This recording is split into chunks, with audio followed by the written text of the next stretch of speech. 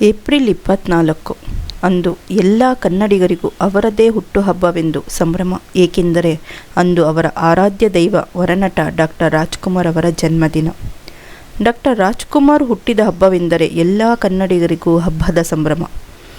Doctor Rajkumar ಅವರನ್ನು ಅವರ ತಂದೆ ತಾಯಿ ದೇವರು ಕೊಟ್ಟ ವರವೆಂದೇ ಭಾವಿಸುತ್ತಿದ್ದರು. ಮುತ್ತತ್ತಿರಾಯನ ವರಪ್ರಸಾದವೇ ಡಾಕ್ಟರ್ ರಾಜ್ಕುಮಾರ್. ಅವರ ತಂದೆ ತಾಯಿ ಅವರಿಗೆ ಮುತ್ತುರಾಜ್ ಎಂದೇ ಹೆಸರಿಟ್ಟಿದ್ದರು.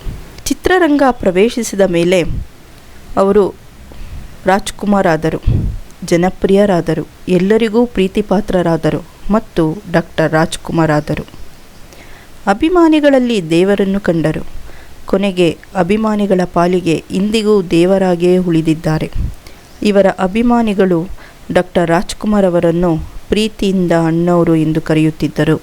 ಪ್ರಿಯ ವೀಕ್ಷಕರೇ, ಅಣ್ಣವ್ರ ಮೇಲೆ ಎಷ್ಟು ಪ್ರೀತಿ ಇತ್ತು ಎಂದರೆ, ಅಣ್ಣವ್ರು ಬಂದರು, ಅಣ್ಣವ್ರು ಹಾಡಾಡಿದ್ರು, ಅಣ್ಣವ್ರು ಭಾಷಣ ಮಾಡಿದ್ರು, ಅಣ್ಣವ್ರು ಭಕ್ತಿಗೀತೆ ಹಾಡಿದ್ರು. ಹೀಗೆಯೇ ಅಣ್ಣವ್ರು ಏನೇ ಮಾಡಿದ್ರೂ ಜನರಿಗೆ ಇಷ್ಟವಾಗುತ್ತಿತ್ತು. ಏಕೆಂದರೆ ಅವರ ಆರಾಧ್ಯ ದೈವರ ಬಗ್ಗೆ ಅಷ್ಟು ಪ್ರೀತಿ ಇತ್ತು. ನಾವು ನಮ್ಮ ಮನೆಗಳಲ್ಲಿ ಒಬ್ಬರ ಪ್ರೀತಿ ಸಂಪಾದಿಸುವುದೇ ಎಷ್ಟು ಕಷ್ಟ. ಅಂತಹವರಲ್ಲಿ ಡಾಕ್ಟರ್ ರಾಜ್ಕುಮಾರ್ ಅವರು ಕೋಟ್ಯಾಂತರ ಕನ್ನಡಿಗರ ಪ್ರೀತಿ ಗಳಿಸುವುದರಲ್ಲಿ ಜಯಶೀಲರಾದರು. ಡಾಕ್ಟರ್ ರಾಜ್ಕುಮಾರ್ ಅವರಿಗೆ ಅಷ್ಟು ಸುಲಭವಾಗಿ ಯಶಸ್ಸು ಸಿಗಲಿಲ್ಲ.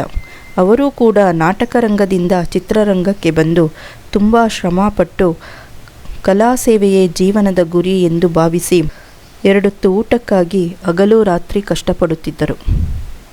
ದೇವರ ಕೃಪೆಯಿಂದ ಅವರಿಗೆ ಒಳ್ಳೊಳ್ಳೆ ಪಾತ್ರ ದೊರಕಿ ನಂತರ ಭಕ್ತಿ ಪ್ರಧಾನವಾದ ಚಿತ್ರಗಳಲ್ಲಿ ನಟಿಸಿ ಎಲ್ಲರ ಮನಸ್ಸನ್ನು ಗೆದ್ದರು.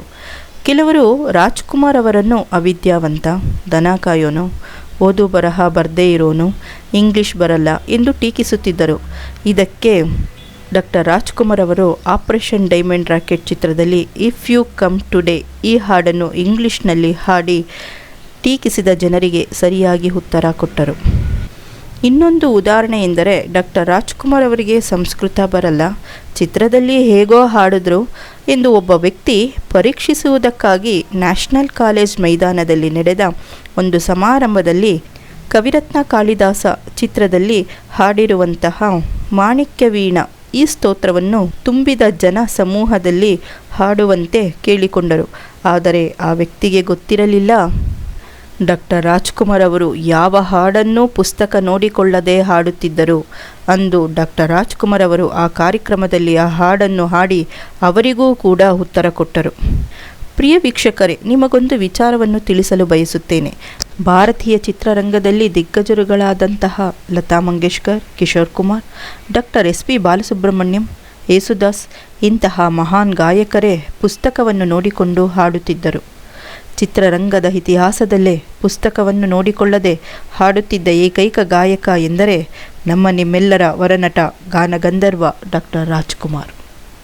GK ವೆಂಕಟೇಶ್ ರವರ ಕೃಪಾ ಕಟಾಕ್ಷದಿಂದ ಡಾಕ್ಟರ್ ರಾಜ್ಕುಮಾರ್ ಹಿನ್ನೆಲೆ ಗಾಯಕರಾದರು.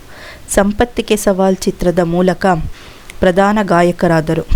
ಪ್ರಿಯ ವೀಕ್ಷಕರೇ, ಒಂದು ಗಾದೆ ಮಾತಿದೆ, ಹಾಡು ಮುಟ್ಟದೇ ಇರೋ ಹುಲ್ಲಿಲ್ಲ, ಡಾಕ್ಟರ್ ರಾಜ್ಕುಮಾರ್ ಅವರು ಹಾಡದೇ ಇರೋ ಹಾಡಿಲ್ಲ. ಹೀಗೆಯೇ ಡಾಕ್ಟರ್ ರಾಜ್ಕುಮಾರ್ ಅವರ ಬಗ್ಗೆ ಎಷ್ಟು ಹೇಳಿದರೂ ಕಮ್ಮಿನೇ. ಈ ಸಂಚಿಕೆಯಲ್ಲಿ ಡಾಕ್ಟರ್ ರಾಜ್ಕುಮಾರ್ ಅವರ ಜನ್ಮದಿನದಂದು ನಿಮ್ಮೊಂದಿಗೆ ಇಷ್ಟು ವಿಚಾರಗಳನ್ನು ಮುಂದಿಡಬೇಕೆಂಬ ಆಸೆಯು ನಮ್ಮಲ್ಲಿತ್ತು. ಇದರ ಮಾಹಿತಿಯಿಂದ ನಿಮಗೆ ಸಂತೋಷವಾದಲ್ಲಿ ನಮ್ಮ ಶ್ರಮ ಸಾರ್ಥಕ. ವಂದನೆಗಳು. ಮತ್ತೊಮ್ಮೆ ನಿಮ್ಮೆಲ್ಲರಿಗೂ ಡಾಕ್ಟರ್ ರಾಜ್ಕುಮಾರ್ ಹುಟ್ಟುಹಬ್ಬದ ಶುಭಾಶಯಗಳು.